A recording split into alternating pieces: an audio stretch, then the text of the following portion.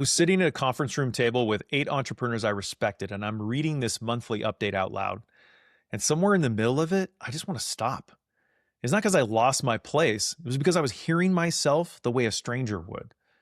The guy I was describing was exhausted and overwhelmed. He was talking about everything that was happening to him like he had no say in any of it.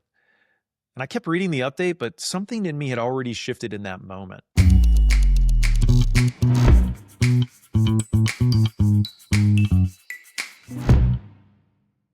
And for context, that was 2009. So my first child had just been born, and the businesses I was running with my partners had already lost millions of dollars and collectively laid off more than 100 people. So I was getting zero sleep, wasn't working out.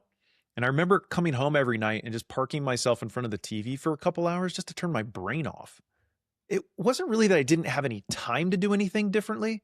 I just didn't have anything left. By the end of the day, my tank was empty. And the idea of doing anything with what remained, anything that required real thought or energy or risk, it just felt like asking a car with no gas to drive a little further. So I kept numbing my thoughts and telling myself, oh, I'm going to get to it when things settle down, when I'm not so tired, when life gives me a little more room. But I hadn't realized how deep in that rut I'd gone until I heard myself describe it out loud in that room. Part of my identity, one of the things I like about myself, is being someone who doesn't just take what life gives him, someone who works to create something better. And the guy I was describing in that update was not that person. Like, I literally didn't even recognize him. I felt extreme embarrassment sitting in that room in front of people I respected because the gap between those two things was so huge. I remember going home that night and making a list of things that gave me the most energy. And I decided on one goal. For the next 30 days, I was going to get up at 5 a.m. every day. And it wasn't because I read the 5 a.m. club and thought, like, this is going to be the answer to all my problems. It was just the only time I knew I could selfishly use to invest in myself because everyone else was asleep. The night before, I'd reflected on these past few years, and the two things that kept coming up when I was at my best, energetic and hopeful and motivated, it was constantly reading and consistently working out. So that 1 hour in the morning, the idea was it was going to give me the time to read for 20 minutes and to do a 30-minute workout. And I started to see an impact within the first couple of days. But the first thing I noticed wasn't the physical energy that came from doing workouts. It was actually the mental energy that came from the ideas in the books I was consuming. 20 minutes of reading in the morning was starting to spark these ideas. Small ones at first, but experiments I could run, things I could change. And those ideas actually gave me something I hadn't felt in months. Hope. Hope that I wasn't stuck where I was, that things could actually get better, and that I could be the force to make them better. That's what changed my energy. Not more sleep, not less stress. It was just this one act, small act of investing in myself. For 16 years after that, I got up every day at 5 a.m.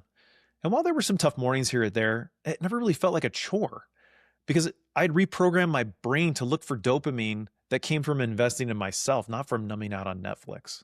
I hadn't thought about that story in a while until I saw a recent email from one of our newsletter subscribers named Cranston. He shared that he wasted time at the end of the day, but he figured out it wasn't really time wasting. For him, it was this weird form of recovery. He carried this super high stress job working with teenagers at risk, and by the time he got home, he didn't have anything left. He knew it, he just didn't know what to do about it.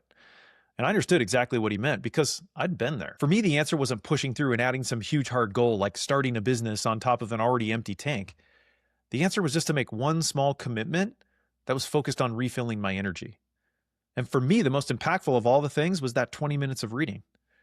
For you, maybe it's a walk, a coffee with friends, playing a little pickleball, maybe some meditation. I mean, you know yourself better than I do. If you don't feel clear, you can do the same inventory I did. When do you feel the most energy? When do you feel the least? And what's one small thing you could do to limit your energy drains and expand on your energy gains? The thing is, maybe you don't need a bigger goal right now. Maybe you just need to find a way to put a little gas back in the tank. Because you can't build something new from empty. And one small thing done consistently, maybe that'll be what reminds you that you're still someone who creates instead of waits. Don't quit your daydream. I'll see you next week, y'all. Cheers.